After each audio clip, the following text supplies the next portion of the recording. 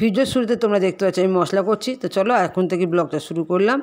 আর good morning, এখন বাজেছে বেলা সকাল 10:30 বাজে। তো সবাইকে জয়গুরু, বড়দের প্রণাম আর ছোটো ভালোবাসা নিয়ে নতুন একটা ব্লগ নিয়ে চলে এলাম। তো প্রায় 1 মাস পর তোমাদের কাছে আবার একটা নতুন ব্লগ নিয়ে এলাম আমি। আর ব্লগটা আগের তৈরি করা, তো সেটাই শেয়ার করছি। আর তোমার সঙ্গেও কিন্তু আমি খুব একটা যুক্ত থাকতে পারিনি বন্ধুরা।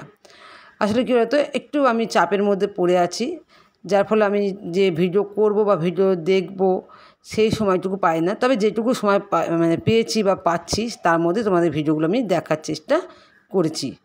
তো চলো, আমি এদিকে সবজি কেটে নিয়েছি, মশলা বেটে নিয়েছি, নিয়ে আম কেটে নিলাম আর ঘরটাও মুছে নিলাম, নিয়ে চলে এলাম আমি এখন পুজো করতে। যেহেতু আজকে আমি মাইনে পেয়েছি, তো ভাবলাম আজকে আমি সুন্দর করে ঠাকুরকে ফুল দিয়ে মিষ্টি দিয়ে পুজো দেবো। মাইনে পেলে কী বলো তো, যেমন আমরা আমাদের ঘরের মানুষের জন্য খাবার নিয়ে আসি, ভালো মন্দ রান্না করি, তেমনি ঈশ্বরকেও দিতে হয়। কেন তার ইচ্ছাতেই তো আমরা ভালোভাবে সুস্থভাবে বেঁচে আছি, তাই না? তাকে বাদ দিয়ে তো কিছু হয় না। অন্যদিন চিন্টু পুজো করে, আজকে আমি ভাবলাম আমি পুজো দেবো। যেহেতু আমার আগের ব্লগ এইটা, তা চিন্টুতে ছুটি ছিল, তো ওই জন্য চিন্টু বেশি পুজোটা করতো বন্ধুরা। তো বন্ধুরা, তোমরা কেউ স্কিপ করে ভিডিও দেখো না, ফুল ওয়াচ করো, আশা করি ভালো লাগবে। তো বন্ধুরা, তোমরা বুঝতেই পারছো মানুষ কতটা চাপে পড়ে থাকলে তবে সে ব্লগ করা বন্ধ করে দেয় বা ভিডিও আর কি ওয়াচ করতে পারে না। তো যাই হোক, সময়ের সাথে সাথে আমি যতটুকু পেরেছি তোমাদের ভিডিওগুলো দেখেছি, আর আশা করি তোমরা আমার ব্যাপারটা বুঝতে পারছো এবং আমাকে তোমরা ততটাই ভালোবাসা দেবে যেটা আগে দিতে।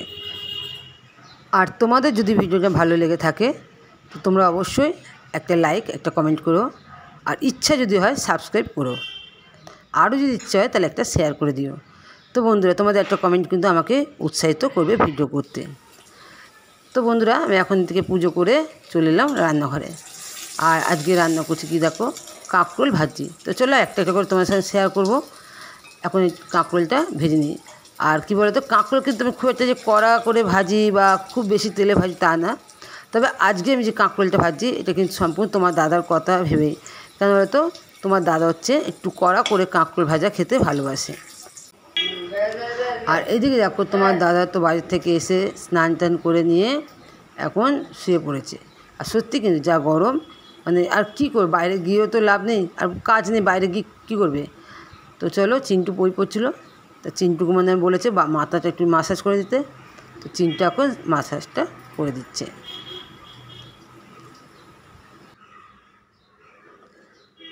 আর এদিকে দেখো আমার কাঁকরোল ভাজা হয়ে গেছে। তো চলো, ওই তেলের মধ্যে আমি এখন মাছ ভেজে নিচ্ছি। আর এটা কী মাছ বলো তো, এটা হচ্ছে সিলভার কাপ মাছ। এই মাছটা কিন্তু আমার খুব ভালো লাগে খেতে। কম দাম, মাছটার দাম যে খুব একটা বেশি তা না, কম দামের মাছ, কিন্তু খুব ভালো লাগে খেতে আমার। তো চলো, মাছ ভাজা হয়ে গেছে, আর এখন আমি মাছের তরকারিটা করে নিচ্ছি। তো বন্ধুরা, যা গরম পড়েছে, ভাবলাম যে সবসময় রিচ খাওয়াটা উচিত না। অবশ্য আমাদের ঘরেতে যে রিচ খাবার হয় তা না, আমার ঘরে নর্মালি রান্না হয়। তবু আমি ভাবলাম যে আজকে আরও একটু হালকা করে রান্নাবান্না করব। তো চলো, এখন আমি এর মধ্যে একটু জিরে ফোড়ন দিয়ে দিলাম মাছটার মধ্যে, আর পটল আলু দিয়ে মাছের ঝোলটা করব। তো পটল আলু বা ঝিঙে আলু দিয়ে না মাছের ঝোল খেতে আমার খুব ভালো লাগে। পেঁপে, কাঁচা কলা এগুলো দিয়ে, মানে যত পাতলা ঝোল হবে আমার খুব ভালো লাগে। আর দেখো, আমি পটল আলুটা এখন একটু হালকা করে ভেজে নেবো, আলাদা করে কিছু ভাজবো না, একসঙ্গে আমি ভেজে নিচ্ছি। তো বন্ধুরা, এখন দেখো একটু নুন দিয়ে দিচ্ছি এর মধ্যে, এটা দিয়ে এখন একটু এটা ভাজা ভাজা করতে থাকবো। আর তোমাদের অফ ক্যামেরায় আমি কিছু মশলা তৈরি করে নিয়েছি, যেটা নর্মাল আমরা সাধারণত তরকারি দিয়ে রাখি। জিরে, আদা, কাঁচা লঙ্কা আমি একসঙ্গে পেস্ট করে নিয়েছি। তোমার সঙ্গে সেটা আর শেয়ার করা হয়নি। আসলে আমি ভেবেছিলাম যে তোমার সঙ্গে ভিডিওটা শেয়ার করব না, কিন্তু তরকারিটা এতটাই ভালো লেগেছিলো, যার ফলে আমি যেটুকু ভিডিও করেছি সেটাই তোমার সঙ্গে শেয়ার করছি। তো বন্ধুরা, নুন দিয়ে আলু পটলটা হালকা করে ভেজে নিয়েছি, তোমরা দেখতে পাচ্ছ কতটা পরিমাণে ভেজেছি। আর এখন দেখো, এই যে পেস্ট করে রেখেছিলাম, হলুদ দিয়েছি তার মধ্যে, দিয়ে আমি সব মশলাটা এখন এর মধ্যে দিচ্ছি, দিয়ে এখন একটু হালকা করে নেড়ে চড়ে নিয়ে একটু জল দিয়ে দিলাম। এখন এইভাবে এটাকে আমি কষতে থাকবো।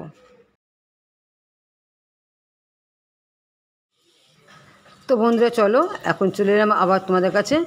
আর এই দেখো, তোমরা দেখতে পাচ্ছ কতটা পরিমাণে আমি মশলাটা কষে নিয়েছি। তো ভালো মতো মশলাটা কষা হয়ে গেছে। আর আমি এখন এতে দিয়ে দেবো জল, যে পরিমাণে জল আমার দরকার আর ঝোল আমি খাবো, তো সেই পরিমাণে আমি জলটা দিয়ে দিচ্ছি। আর যেহেতু আমার ঘরেতে মানে সবাই ঝোল খেতেই ভালোবাসে, তো সেহেতু আমি একটু জলটা বেশি করে দিই। আর এখন দেখো এই জল দিয়ে এখানে কেটে রাখা টমেটো আমি লম্বা করে কেটে নিয়েছি, এগুলো আমি এখন এর মধ্যে দিয়ে দিচ্ছি। এই কারণে পরে দিলাম যে টমেটোটা তো সেদ্ধ হবেই, প্লাস একটু গোটা গোটা থাকবে, বেশ ভালোও লাগবে খেতে। এখন টমেটোটা দিয়ে দিয়েছি, দিয়ে এখন কড়াইটা চাপা দিয়ে এখন চলে এলাম ঘরে। এসে দেখি তোমার দাদা তো ঘেমে গেছে, চিন্টুকে বলছিল একটু গাটা আর কি মুছে দে। তো যাক আমি চিন্টু বললাম দিয়ে আমি একটু ভালো করে ঘষে ঘষে মুছে দিই। যাক একটা ছোটো গামছা নিয়ে তোমার দাদাকে একটু ভালো করে মুছে দিলাম। আর এখন দেখো আমি আবার চলে এলাম রান্নাঘরে। এদিকে ঝোলটা আমার ফুটে গেছে দেখতে পাচ্ছ। আর এই যে মাছ ভাজাগুলো আছে এবারে আমি এর মধ্যে দিয়ে দেবো। তার আগে আমি একটু দেখে নিই আলুটা সেদ্ধ হয়েছে কি না। অবশ্যই আলুটা সেদ্ধ হয়ে যাওয়ার কথা। যাক আলু সেদ্ধ হয়ে গেছে, আর আমি এর মধ্যে মাছটা দিয়ে দিচ্ছি। তো বন্ধুরা, মাছগুলো কিন্তু খুব একটা কড়া করে ভাজবে না, খুব কড়া মাছ কিন্তু খুব মানে টেস্ট হয় না। তো একটু আবার মানে খুব কড়া না কাঁচাও না, একটা নর্মালভাবে মানে মাছটা ভাজলে কিন্তু টেস্ট পাওয়া যায় মাছের ঝোলে। আর বন্ধুরা, এদিকে দেখো আমি কিছুটা মাছের ঝোল আমি তুলে রাখছি বিকেলের জন্য। কেন এর মধ্যে যে পাতাটা আমি ইউজ করবো রাতেটা অ্যাকচুয়ালি শাক সবজিতে তো এগুলো কিন্তু খাওয়াটা উচিত না, তো সেই জন্য আমি এই পাতাটা মানে তরকারিটা তুলে রাখলাম। একটু কাঁচা মানে ধনে পাতা আর কি ওপর দিয়ে ছড়িয়ে দিলাম এটা। তো চলো এখন আমি এইটা বিকেলের জন্য তুলে রাখলাম এই তরকারিটা।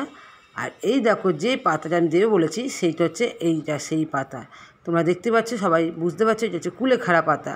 অথচ দেখো এই পাতায় কিন্তু আমরা কেউ সচরাচর খেতে চাই না, অথচ এই পাতাটা খেলে কিন্তু আমাদের রক্ত হয় শরীরে, যেটা আমাদের কিন্তু বাঁচিয়ে রাখতে সাহায্য করে, তাই না? তো আমি ভাবলাম যে কুলেখাড়া শাক তো আমরা সচরাচর এইভাবে খেতে চাই না, আর চিন্টুও খাবে না, তোমার দাদাও খাবে না। ভাবলাম তাহলে একটু ঝোলে দিয়ে দিই, ঝোলে দিলে কি আবার শাকও খাওয়া হবে আর ওদেরও খাওয়া হবে। তো বন্ধুরা চলো, আমার কুলেখাড়া শাক দিয়ে মাছের ঝোল করে নিলাম পাতলা, আর খুব উপকার এই শাকটা, আর এই ঝোলটাও কিন্তু খুব উপকার।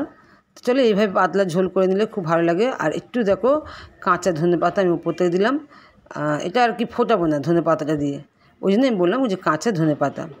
তো চলো আমার তরকারি হয়ে গেছে, আর এখন এটা নামিয়ে নিচ্ছি। এটা হচ্ছে এবেলার জন্য ভাগ ভাগ করে নিলাম। তো বন্ধুরা তোমরা একবার করে খেয়ে দেখো, আশা করি ভালো লাগবে। আর অবশ্যই কমেন্ট করে জানিও আমার মাছের ঝোলটা কেমন হয়েছে।